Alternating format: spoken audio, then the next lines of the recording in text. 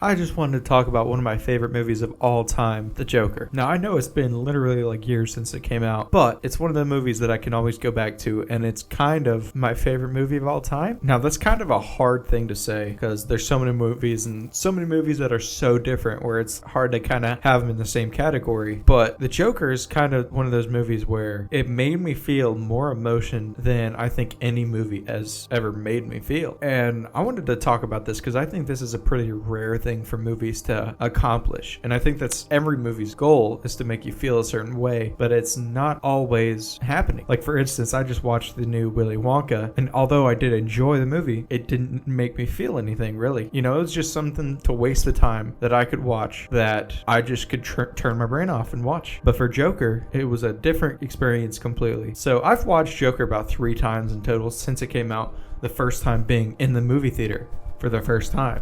And that was the best movie theater experience, right next to No Way Home. I mean, I remember watching the Murray death scene and literally on the edge of my seat, hearing the clapping get louder and louder and louder, not knowing what was going to happen, but I knew that something bad was going to happen. And when he ends up shooting Murray in the head, it was like such an experience where it was like, oh my gosh. And not really any other movie has ever had me such like on my toes and like made me feel that emotion where I literally had butterflies in my stomach. I felt like I was in Murray's audience. The movie is such a character study of Arthur Fleck, and I'm a really big fan of this in movies. I mean, when you have movies like The Batman, The Joker, these movies are so heavily trying to get you to feel the main character's mind and emotion. And The Joker's one of those movies where it's such a character study of Arthur Fleck. For instance, you feel his emotions, not necessarily like all the bad things that he's done, but you get an inside view of how the Joker became the Joker, and that is something very unique and not a lot of movies can accomplish. Now, despite being a superhero movie fan, I did not really have any thoughts towards going to a Joker movie before I watched it. Like, I literally woke up and I decided to buy a ticket with a friend of mine and not really caring that much about the movie, not really having enthusiasm to go watch it until I watched it and had that experience in the movie theater that I just had never had before. Arthur Fleck is a character where he started out as sort of this guy who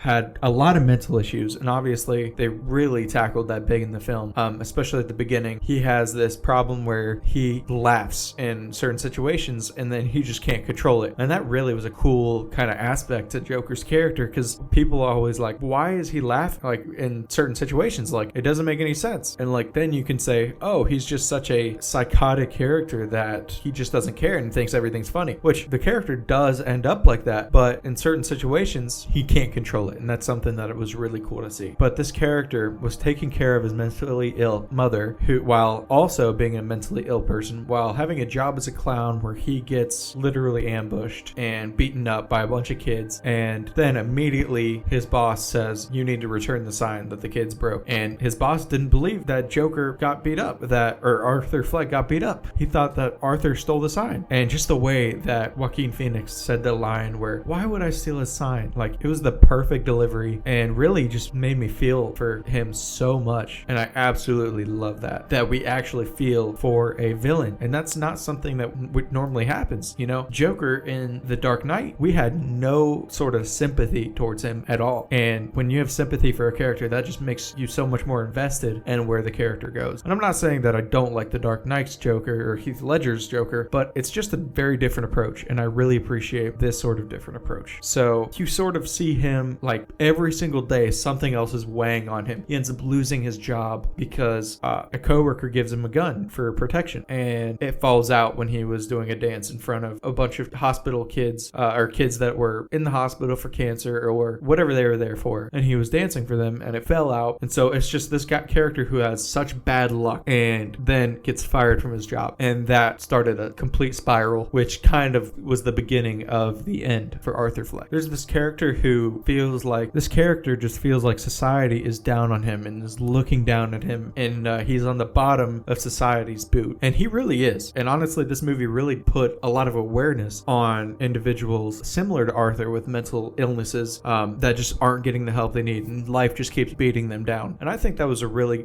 noble sort of theme for the movie that not a lot of movies have nowadays, or it's so political that any sort of meaning just gets thrown out the window because of how political it is and everyone's so tired of politics. To add on to society as a whole just beating him down, he enters the subway. He gets on a train after he lost his job. He's very emotional. And then he gets obviously jumped by 3 more guys. Well, there's more detail, but I'm not going to get into it because you've obviously already seen the movie. But he gets jumped by 3 more guys and ends up defending himself while also going too far by chasing down the guy that he shot. And that's when it kind of crossed the line. And then he goes to the bathroom and starts dancing, which is super weird. Like, why would he go to this random bathroom after killing 3 people and dancing? And that's one of the things I loved about the Jokers, because there's so many weird things that you just can't explain, but really shows how messed up Arthur is mentally, where he would just start dancing to try to cope with what just happened, which is super unique. And the fact that the writer and director of the film came up with that is just kind of crazy. By the way, I wanted to talk about Joker 2 and how it's going to be a musical. A lot of people were taken back when they heard that, and they were like, really? Like, why is this going to be a musical? Like, that doesn't make any sense. And it makes total sense to me. So in the first movie, he killed the 3 guys. He starts dancing, right? Just because he's in his own delusions, and that's just his coping mechanism. Well, I think that in Joker 2, he and Harley Quinn are going to be having shared delusions where they both are singing about whatever their surroundings are or what's happening, and they're going to be singing together while everyone around them's like, what are these random people doing? Like that's not normal, you know? And they're going to look at them weird. So it's like these 2 characters are going to share this delusion together, and I think it's going to be super weird and super sweet, but it's going to be a super similar situation to the first Joker where he starts dancing. And I just thought that that might ease people's opinion about it being a musical, in quotes. Now, sort of throughout the entire movie, he starts off as this character that is beat down and then just takes the completely wrong route to try to cope with the surrounding, and he kind of just exploded, like literally exploded. Everything just built up so much, and that the climax of the film, when he kills the 3 guys, that was the beginning of Joker, and that's when his attitude started changing. And then he killed Ralph, or whatever his name was, the coworker who gave him the gun. He killed him, and that's just it. He became Joker. He went on Murray's show expecting to kill himself as this big like surprise, where just suicide was just Arthur's only option in his head. And then once he got out there and talked to Murray, he realized how Murray just brought him on to make fun of him. He brought this guy on who had a fail comedy sketch when he was doing stand-up, and he brought him there to make fun of him, and that literally set him on fire. And once he realized that, it was really the end for Murray in the beginning of the Joker. He kills Murray and then basically becomes the king of Gotham, even though he literally got caught in the end. He's still the king because he started a movement. He started a rise in Gotham that literally